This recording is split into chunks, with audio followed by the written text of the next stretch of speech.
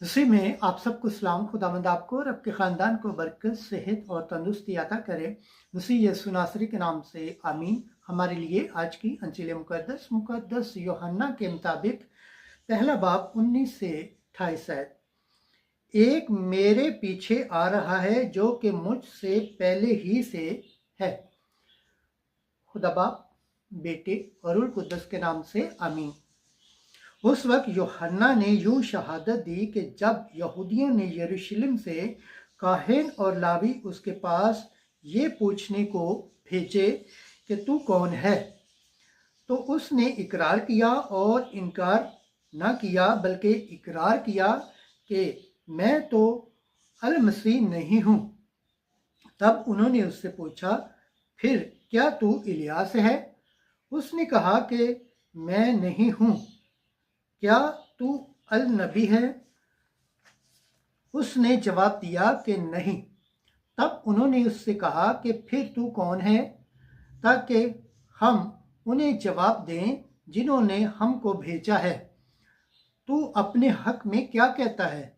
उसने कहा कि जैसा इशाया नबी ने कहा है, मैं हूँ। पुकारने वाले की आवाज़ बियाबान में, खुदावंद की राह को सीधा बनाओ।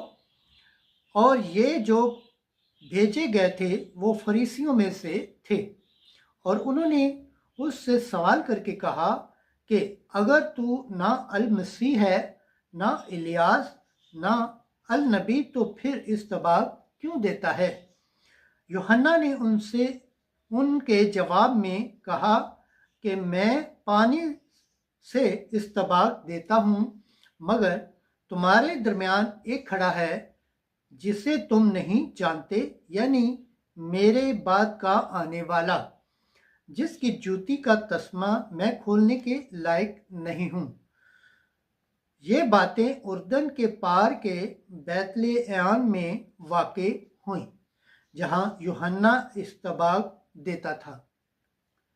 अंजील मुकद्दस के सिला से हमारे गुनाह माफ़ किए जाए। ऐ मसीह तेरी सताइश हो। खुदावंद के पाक कलाम पढ़े और सुन जाने पर खुदावंद की बरकत हो। खुदावंद का शुक्र हो। आमीन।